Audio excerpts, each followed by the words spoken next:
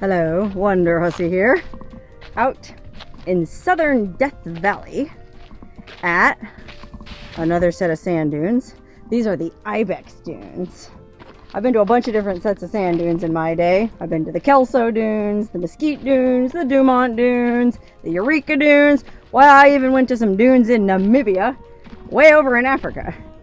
But I've never actually been out to these Ibex dunes, and well, they're right here in my backyard.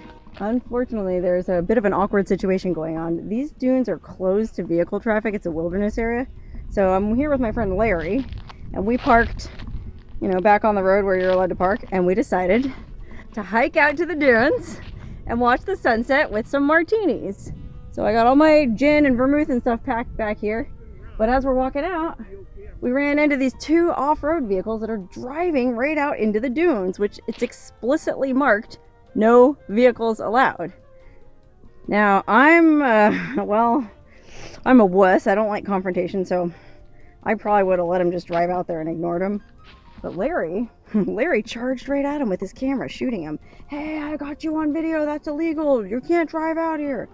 So this guy here in the white 4Runner, he seems cool. He stopped and actually listened to Larry. The guy in the front, though, he just plowed on. Wow, Larry, that was awkward. What happened? Well, those guys were off-roading in a non-off-roading, well, this is a wilderness area, so it's protected, and they just drove their 4x4s through it. And I stopped. One of them, told him to get out and wait for his friend to turn around and come back. But yeah. Well, yikes, but now I'm afraid they're pissed off and they're going to slash our tires or something. I don't think so. The person I was dealing with was a family guy. Oh, okay. So we'll give them the benefit of the doubt that they just didn't realize that this was closed to vehicle traffic. Okay, so basically we're just going to proceed with our plan? Yeah, let's go have some martinis. Wow. Well, like I said, I'm a puss. I'm extremely non-confrontational. So I probably would have just let those dudes roll all over these dunes and not said anything. But I actually saw another side of Larry. Larry got very passionate. And I'll be honest, part of me was like, oh no, Larry, just let them go do their thing. But then part of me was like, nah, man, you gotta stand up for what's right, And, well, by golly, that's what he did. Okay, wow. So we're almost at the dunes. I did notice that there are other tire tracks in the sand here. Apparently people do come out here even though they're not supposed to. And to that end, those two cars came back. They're coming back out here. They really want to drive out to these dang sand dunes.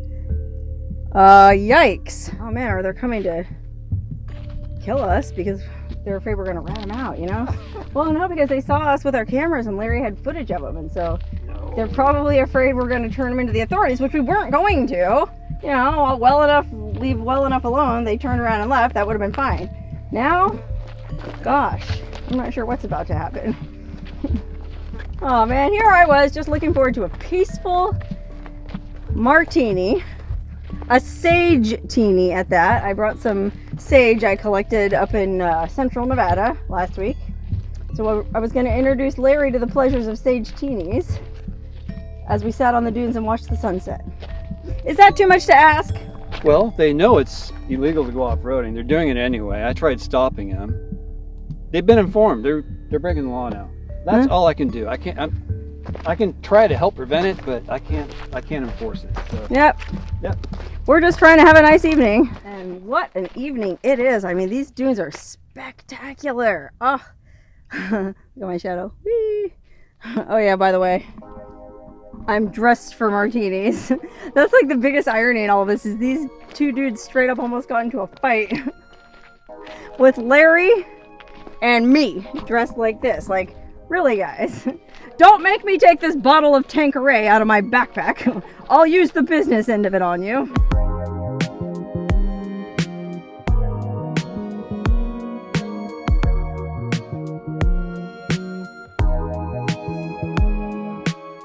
Okay, so we were considering hiking all the way to the top of those tall dunes to have our martinis, but, well, the sun is about to go behind that mountain there, and there's this real nice little shorty here that looks like it'd be just fine for a martini to me. I mean, not that I'm trying to be lazy, but I should note that Larry and I did hike somewhere between like 10 and 13 miles earlier today. for another adventure. So this is like, this wasn't even really supposed to be happening. Oh my gosh, wow, this is amazing. Wow, Larry, thank you for taking me here. This is beautiful. Larry had to convince me to come out here because I was like, sand dunes, seen one, seen them all, but This one's nice. yeah, these are cool. Man, I just love the patterns in this sand. Here we are on top of the dune. There's the sun about to go down. Okay, let's see what I've got in my little backpack. We've got some vermouth. We've got some gin. And we've got some sage that I collected when I was out in Cooter Canyon in central Nevada last week, and that's where I picked that up. Now Larry's got a thermos full of ice, and he's got my little martini, he's got some olives, and he's got my martini shaker. And then I also have these our martini glasses, and then I brought this orange scarf because I thought it would be fun to wave around. You know what I mean? Like a throwback to my modeling days.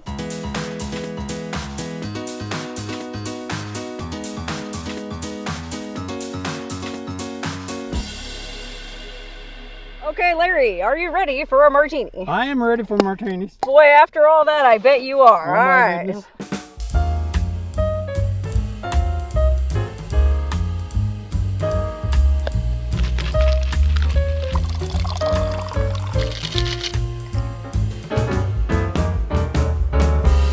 Cheers.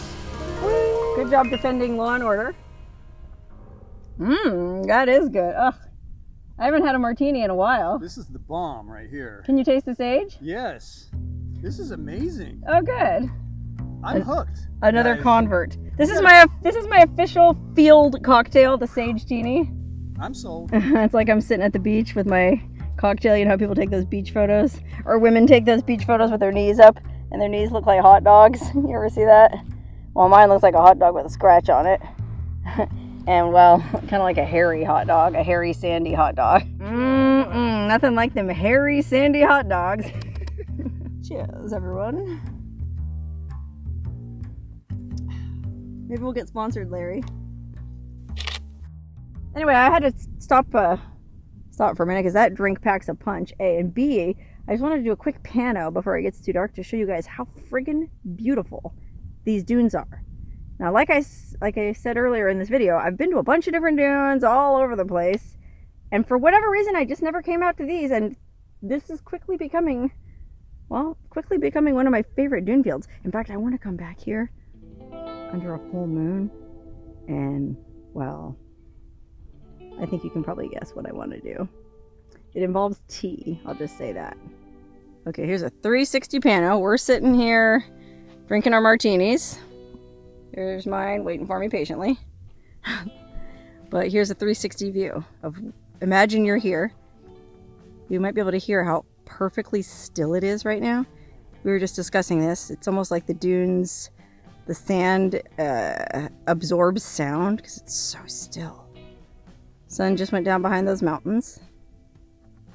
I think those are the Avawatz Mountains there. And here we are coming back around to the dunes. One of the things that's so remarkable about this dune field is there's a mountain range right behind it. Are those the Ibex Hills? I have no idea. I think that's the Ibex Hills, and there's a little mine back there too. But it's just such a dramatic backdrop to all this sand. Really a cool place. Now, in the interest of being fair, which I always try to be fair, I was talking about this earlier to Larry. Like with those guys that were off-roading, well, they probably didn't really think it was a big deal. You know, it's sand, you know, the tire tracks, the sand will blow over them. And, well, the dunes will probably recover as long as not too many people do it. But everybody has like that one law that they feel like it's okay to break because it's a silly law. It's not hurting anything, myself included. You know, I'm always talking about drinking tea and taking mushrooms. Well, that's, newsflash, illegal. Now, just because I think it's a silly law and, you know, I could really go into that. I think it's a silly law, so I choose to ignore that law. Well, those off-roader guys were basically doing the same thing I was. They probably felt like this was a silly law, and so they chose to ignore it. So really, I guess I'm not in a position to judge. You know, what's the saying? Let he who is without sin cast the first stone. Well, I don't think any of us are completely without sin, so none of us should be casting stones. Whew, well, that first martini went down so easy. We had to have a second. I'm having a second as well. Cheers, folks. Larry. These things rock. Hello. Well, we're not going anywhere anyways, you know. We're And not driving anywhere. it looks like those off-roaders, well, we thought they were stuck in the sand, which I'm not going to lie, there was a little bit of schadenfreude at that. That means sour grapes, for those of you who don't speak fancy talk. But it looks like they did either get out of the sand or they just traveled on that way and set up camp over there. I don't know. I don't think they're going to mess with us. We're just going to have another martini. Oh, I wish you guys were here. First of all, the air is just the perfect ambient temperature. It's 590-ish? Do you think it's that hot? Yeah, maybe. Something like that. I don't know. It feels like whatever temperature amniotic fluid is in the womb is what it feels like. Okay. I can go with that. Maybe that's the martini talking. In about a 2-mile-an-hour wind. Maybe. Yeah, From the it's north. very slight breeze. It's just perfectly calm, quiet. I don't know. I mean, I'll be honest, it's not the most colorful sunset I've seen, but it's pretty cool. I was just telling Larry that a lot of times with a sunset, I actually like the side of the sky on the opposite side better. So let me show you what I'm talking about, because this is the perfect example. Like, I don't know, this is it's a beautiful sunset. It's cool, but it's not like crazy overwhelming. I love this side of the sky because it's that beautiful, deep kind of... Well, there's this artist named Maxfield Parrish, if you've ever heard of him. He was really good at painting light, I guess, lit skies. Like this blue, I don't know how to describe it. It's like a lit up blue. Well, it reminds me a lot of Maxfield Parrish's paintings. Larry, you are an art major. Are you familiar with the work of Maxfield Parrish? No. Okay, unfortunately, it's pitch black, dark. Larry and I sat on top of the dune for, oh gosh, a couple hours drinking martinis and talking. Then we decided it was time to go back to camp and make some dinner. So I'm walking back to camp in the pitch black darkness. I'm actually using the flashlight on my cell phone, which unfortunately doesn't run if I'm using the camera. So I'm going to have to stop recording so I can make my way back to camp. You might be able to see a tiny little light in the distance there. That's Larry. He's at camp. Larry's about to make some steaks. And we're going to have one more martini for dinner. We made it! Fortunately for everyone, you're not going to hear the news story of... In other news, 2 Death Valley hikers were found with a backpack full of gin and vermouth. One wearing an evening gown. Oh my god. We made it! Woo! Larry is making some steaks. He's getting ready. Got the... Oh, wow. Look at those. Larry, Hello. You outdid yourself. Hello. Nothing like steak and martinis. Hello. Wow, Hello. Larry, you've outdone yourself. Look at those. Those are huge. Okay, wow. Not only did Larry make me this giant friggin' glistening steak, but there's also a side of zucchini there. Yes, that's right. That's a cutting board I'm eating off of because I don't carry a plate with me. I just have a bowl. But I do have this really neat spork that comes apart into a knife and a spork. So I can cut her up and enjoy. Oh man, I am beat. I just ate so much steak. And after all the exercise I got today, I'm in a food coma. Now, the idea is that I'm going to get up at sunrise and watch sunrise on the dunes. But, man, right now I'm so tired. I feel like I could sleep for about a year. And it's already 10 p.m., so we'll see how it goes. Nighty-night.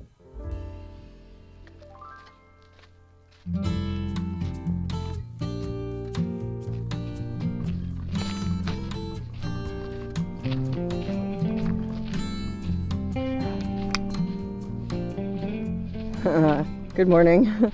Believe it or not, I did it. I got up before the friggin' sun is over the mountains. And what's more, I got all dressed up to greet the day. Let me tell you something.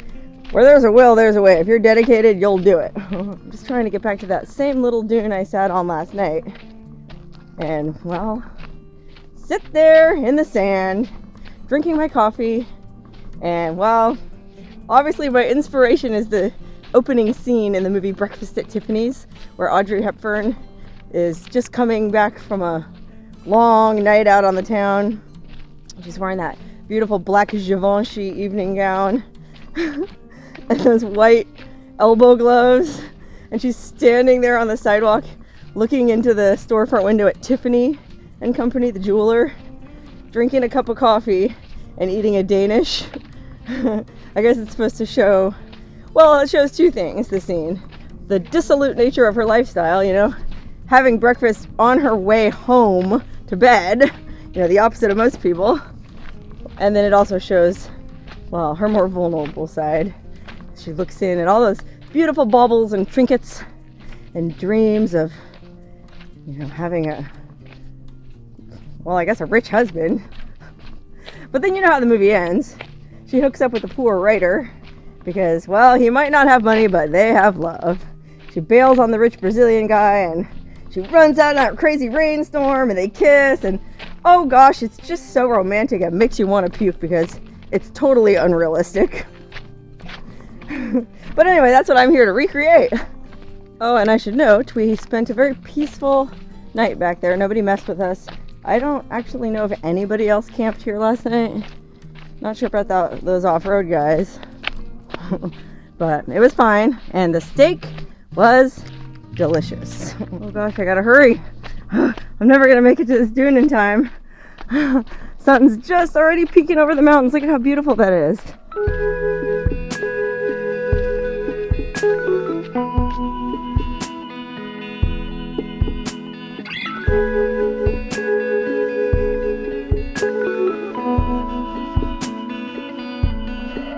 Starting to peek over. Woo! Welcome, sun. Welcome to another day on planet Earth. Let's hope it's a good one. Today's a Saturday. So, gosh, no telling what kind of shenanigans the world will get into today, but keep us all safe, sun. Shine down upon us kindly. And may everyone suffer as little as possible. Okay, that's my daily benediction. Finally coming up on the foothills of these dunes. It's a longer walk than I remembered from last night. But there she is, the beautiful sun rising, and there they are, the beautiful dunes. Almost like an ocean of sand. A river of sand. Sand river, wider than a mile. I'm crossing you in style today. Don't forget to hit like and subscribe.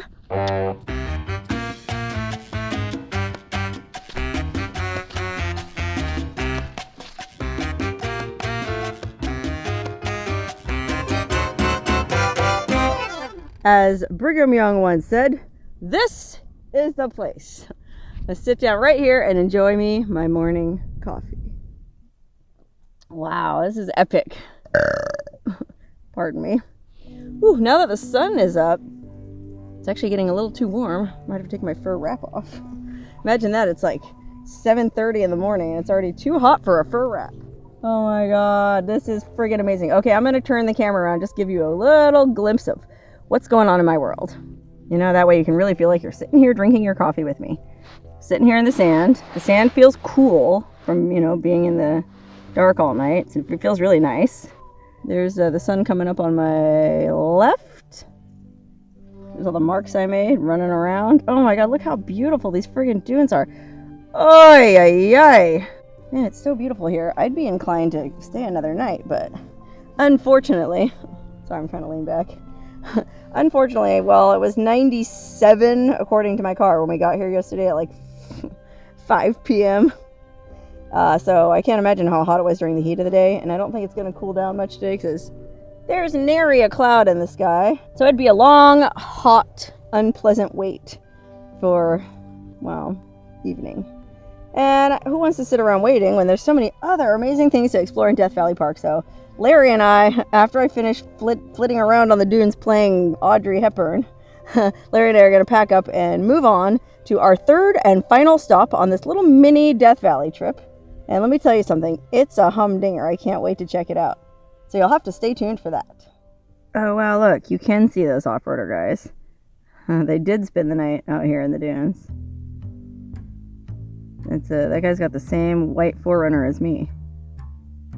Interesting. Well, I guess all's well that ends well. They didn't bother us. Hopefully they didn't leave any mess where they camped. They just left tire tracks, and well, the wind will blow all that away anyways. Anyway, well, the sun's up. It's like 8:30. I've just been sitting here enjoying the friggin' awesome morning, drinking coffee, listening to music, putting on all my stuff on my face. I brought all my toiletry stuff with me. Why not? But now I guess I should probably hike on back to camp before it starts to get too hot, and then Larry and I can head on to our third and final destination on our Death Valley trip. Stay tuned for what happens in part 3.